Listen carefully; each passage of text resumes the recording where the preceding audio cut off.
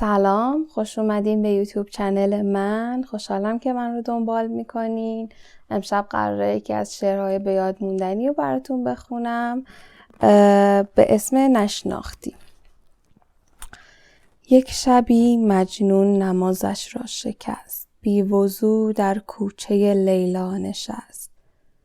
عشق آن شب مستش کرده بود، فارغ از جام الستش کرده بود. سجده ای زد بر لب درگاه او، پر ز لیلا شد دل پر آه او. گفت یا رب از چه خارم کرده ای، بر صلیب عشق دارم کرده ای.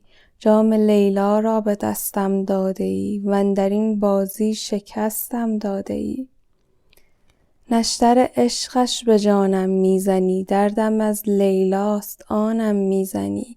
خسته ام زین عشق دل خونم نکن، من که مجنونم تو مجنونم نکن.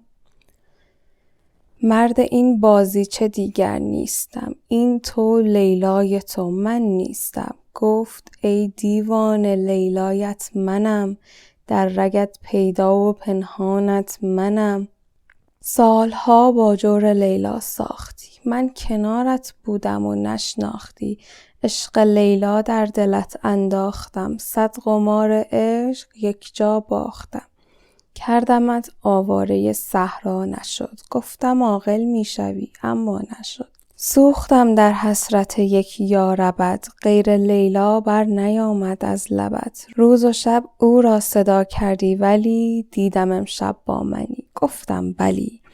مطمئن بودم به من سر میزنی، در حریم خانه ام در میزنی. حال این لیلا که خارت کرده بود، درس عشقش بیقرارت کرده بود. مرد راهش باش تا شاهت کنم، صد چو لیلا کشته در راهت کنم. این شعر رو من از کتاب سوت دلان خوندم. امیدوارم که دوستش داشته باشین. خدا نگهدار.